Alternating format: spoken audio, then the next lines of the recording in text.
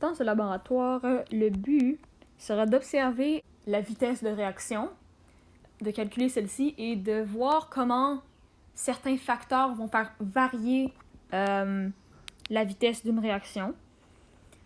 Donc on va changer certains facteurs dans les réactifs pour voir comment la vitesse va réagir. Donc on va faire deux expérimentations. Une qui va toucher sur la surface de contact et une qui va toucher sur la concentration des réactifs. Pour la première, celle de la surface de contact, on va en utiliser un avec du réactif du magnésium en poudre et après ça, on va prendre la même réaction avec les mêmes quantités, mais on va le faire réagir avec du magnésium en ruban. Et en combinant le magnésium avec l'acide chlorhydrique, on va pouvoir observer la vitesse de réaction et comparer quelle surface de contact donne une vitesse plus rapide.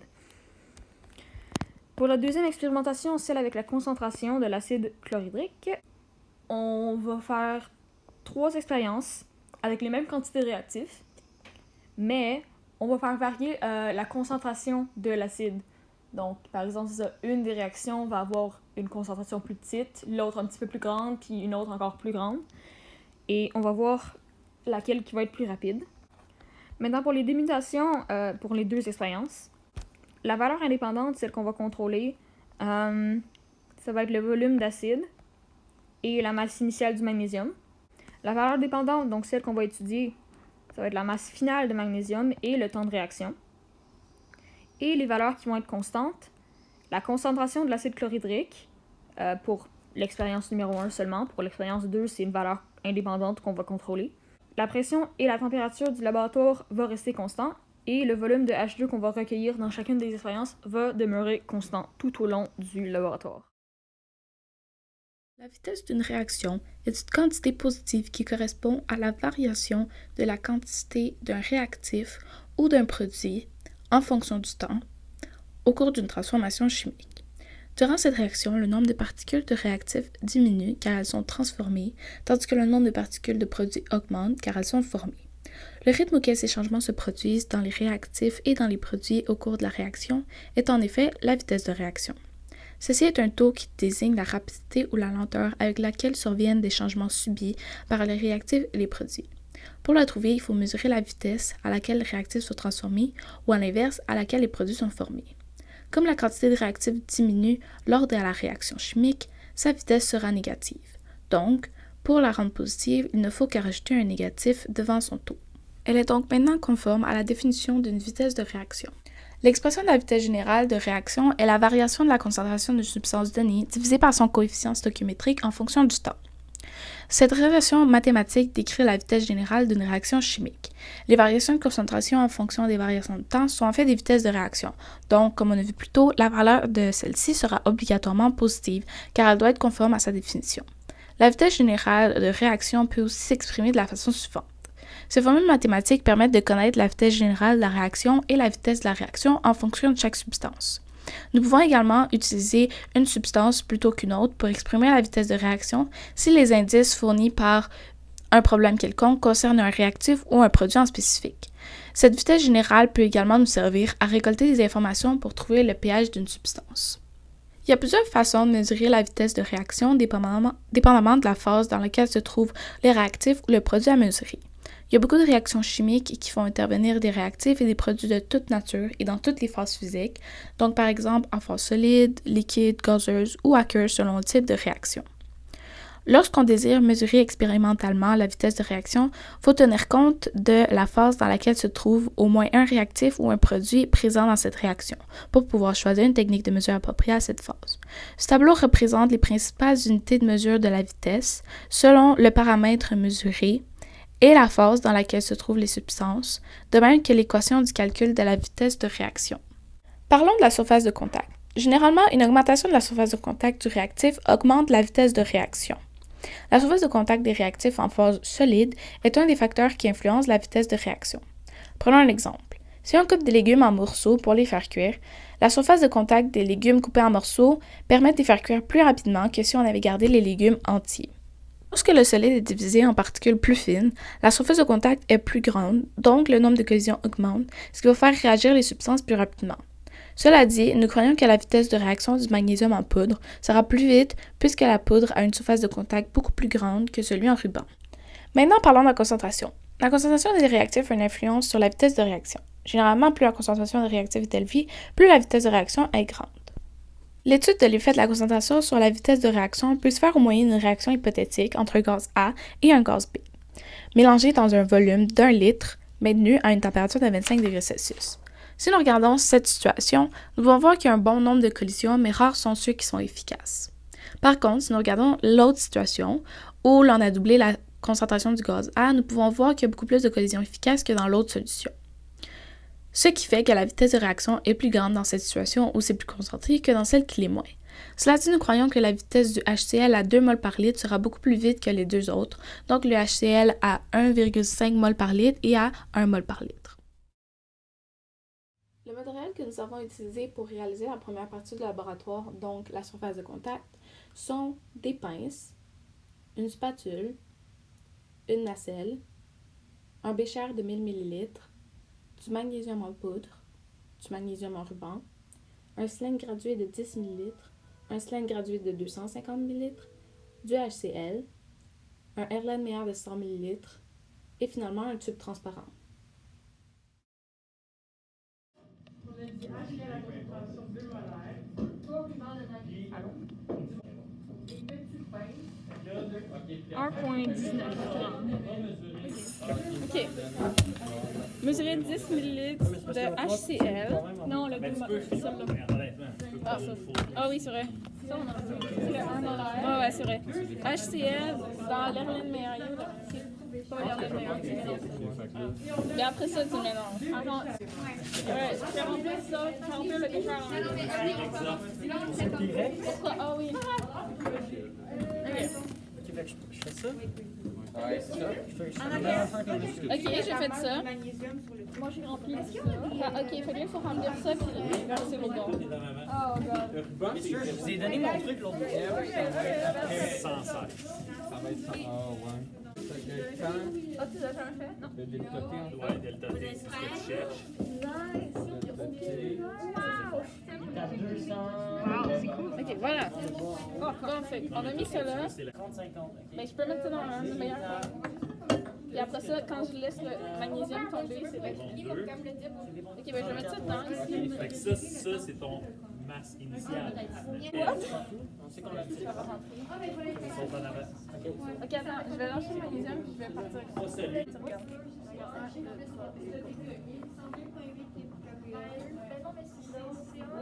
L'important, c'est le camp. Bon, ben, 2 minutes, hein?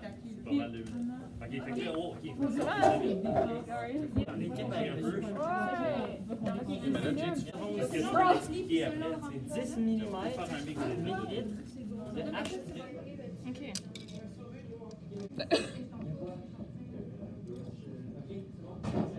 Tantôt. Ouais. Il me semble que 0,9.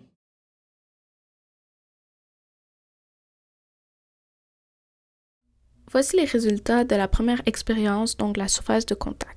Commençons par la réaction entre le magnésium en poudre et le HCl. La masse initiale du magnésium est de 0,2 g. La masse finale, il n'y en a pas puisque la poudre, c'est le limitant. Le volume de gaz initial de H2 est de 0 ml. Le volume de gaz final de H2 est de 100 ml. Le temps de réaction de cette réaction est de 51,70 secondes. Le volume d'acide HCl est de 10 ml. La pression du laboratoire était de 102,8 kPa et la température du laboratoire était de 22,3 degrés Celsius. Maintenant, passons aux résultats de la réaction entre le magnésium en ruban et le HCl. La masse initiale de magnésium était de 0,2 g. La masse finale était de 0,09 g. Le volume de gaz initial du H2 était de 0 ml. Le volume de gaz final du H2 était de 100 ml. Le temps de cette réaction était de 1 minute, 35 secondes et 44 millièmes de seconde. La pression était de 102,8 kPa et la température du laboratoire était de 29,3 degrés Celsius. Revenons au premier résultat pour un peu plus de spécification. Le volume de gaz initial et final du H2, donc le 0 ml et le 100 ml, ont une incertitude de plus ou moins 1 ml. Tandis que le volume de l'acide, lui, le HCl, donc celui de 10 ml, a une incertitude d'environ 0,1 ml. Nous pouvons aussi remarquer que j'ai mis des C à côté de toutes les données qui pouvaient être considérées comme des constantes, puisque ceci se répètent et sont identiques dans les deux cas, donc dans le magnésium en poudre et dans le magnésium en ruban. Ceux-ci, non seulement ont les mêmes données pour les constantes, mais elles ont également les mêmes incertitudes.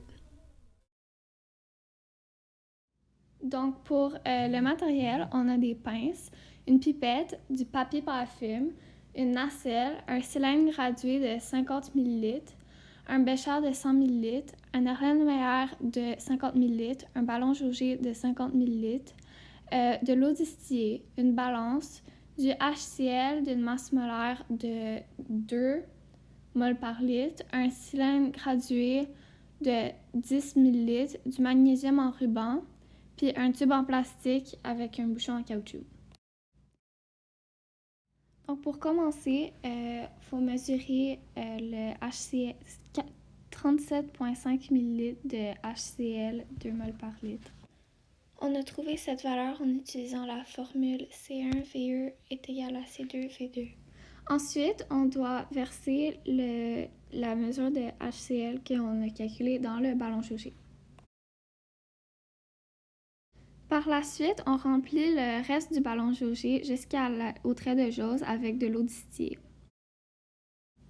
Ensuite, on doit mettre le papier parafilm par-dessus le ballon jaugé pour le sécuriser et après le brasser pour être sûr que le mélange soit bien homogène.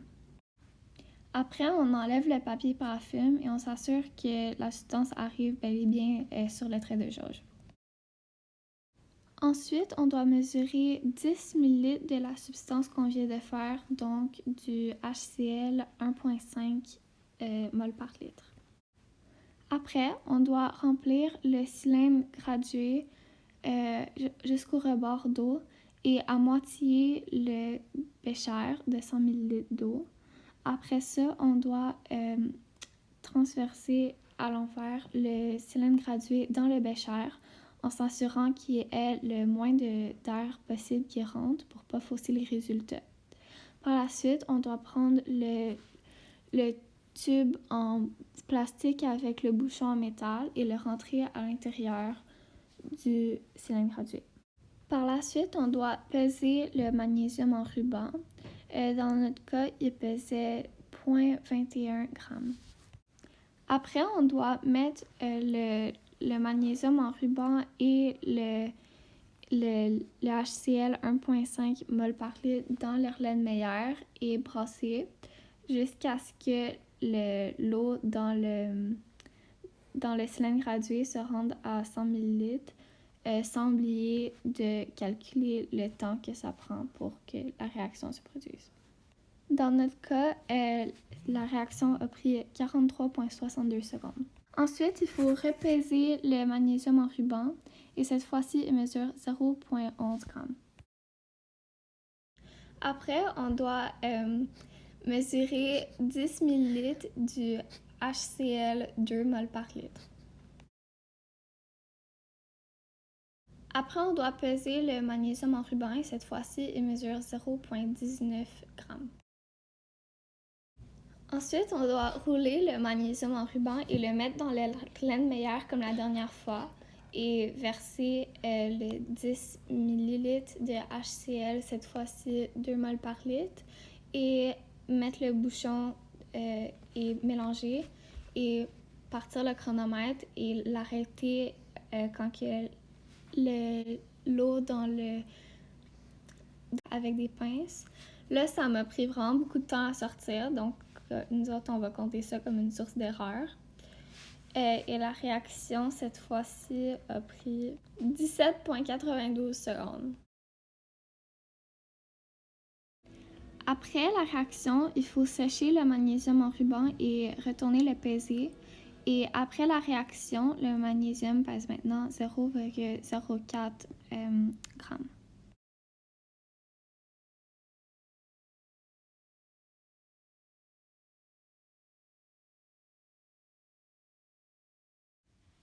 Donc, pour le premier tableau du HCl à 1,5 mol plus le magnésium en ruban, le temps initial était de 0 secondes, la masse initiale de 0,21 g.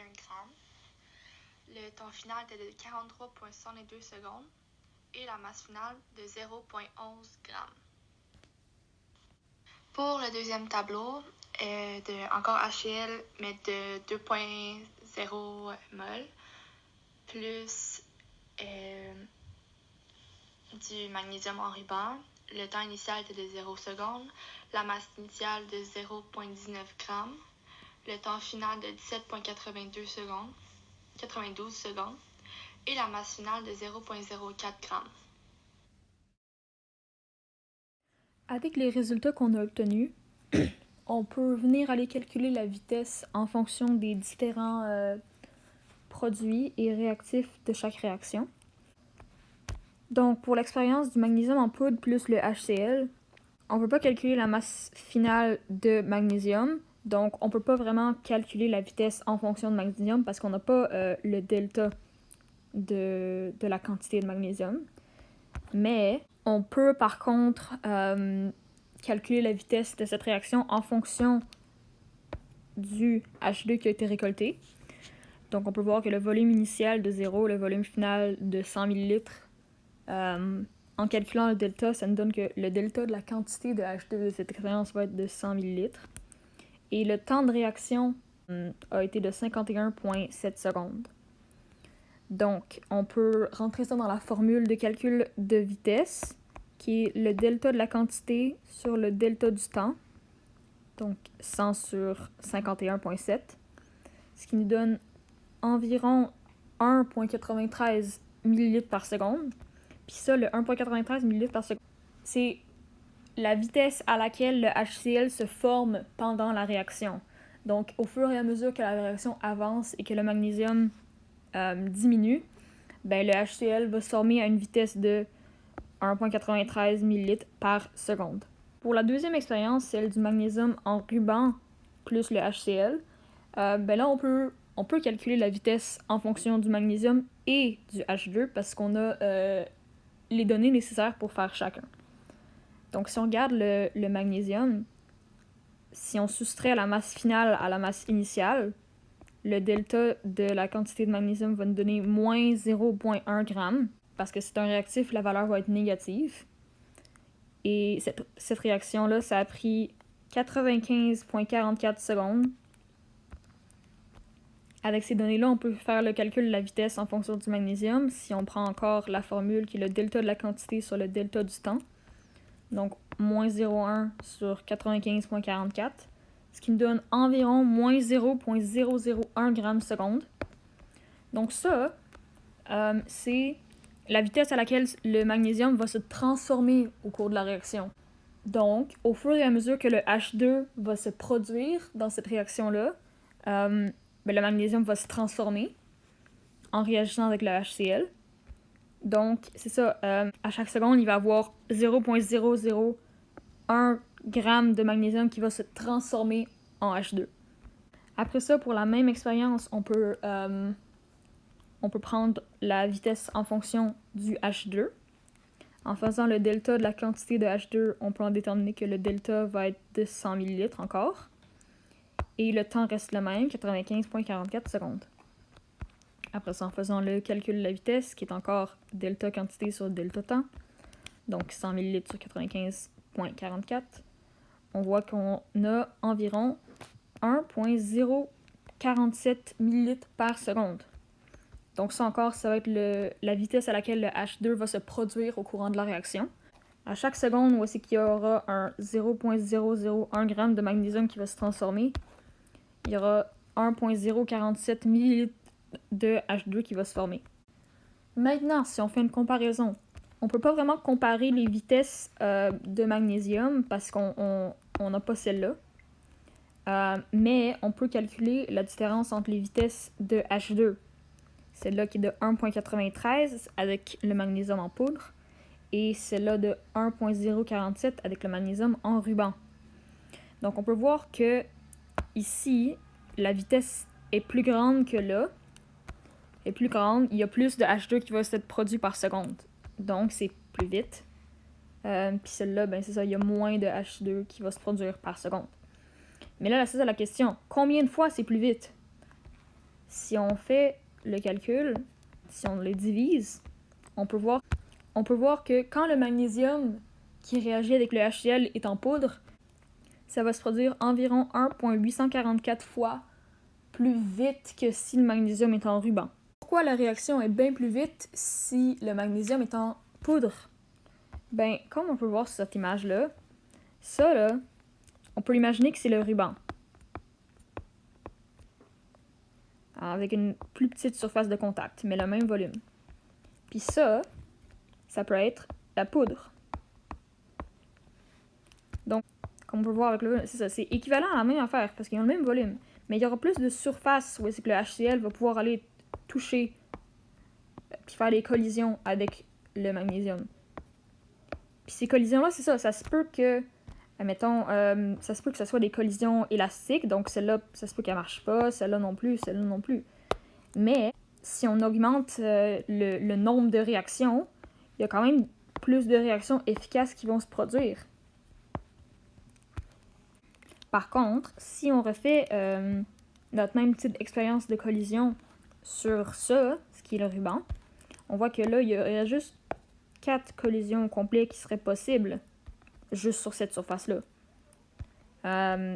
Puis encore là, c'est ça, ça se peut que ici puis ici sont élastiques, puis qu'il y en aurait juste 2 qui seraient efficaces.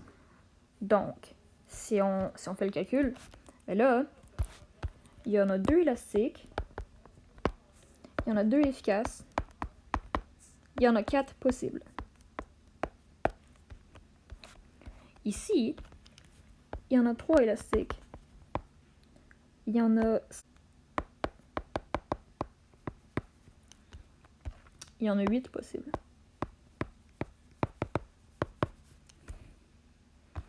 Donc, c'est ça, là,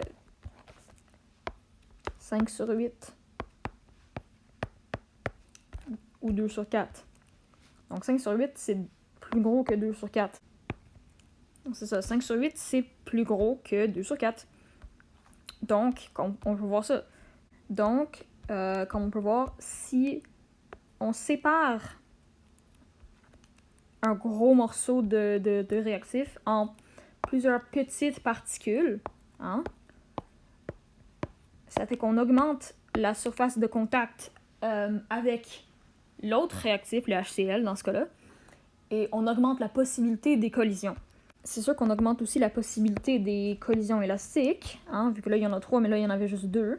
Mais on augmente quand même aussi la possibilité d'avoir des collisions efficaces. Comme on peut voir là, il y en a plus quand c'est séparé. Donc avec ça, on peut déterminer que c'est ça.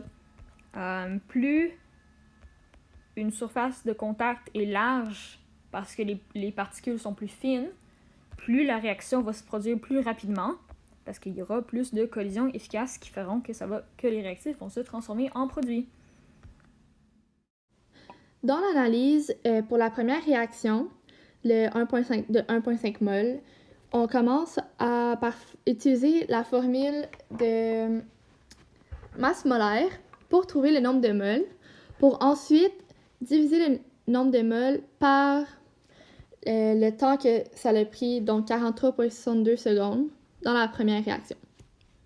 Ensuite, de l'autre côté, on transfère le 23,5 degrés en 296,65 Kelvin pour ensuite utiliser la formule PV égale NRT pour ensuite trouver le nombre de moles. Une fois qu'on a trouvé le nombre de moles, on le divise encore une fois par le même temps de réaction, donc 43,62, pour nous trouver la vitesse.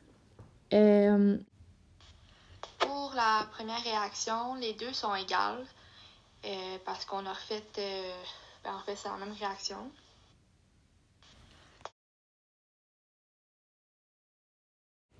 Donc, pour la deuxième réaction, on va encore une fois utiliser la formule de la masse molaire pour trouver le nombre de moles. Une fois avoir trouvé le nombre de moles, comme à la première, on va diviser le nombre de moles par le temps qu'a pris la réaction, donc 17,92 secondes.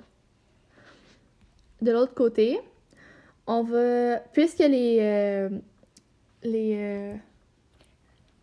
valeurs ne changent pas, le nombre de moles reste le même. Donc 0,0041 moles. Et on le divise par le temps de réaction de cette deuxième réaction. Donc, encore une fois, 17,92.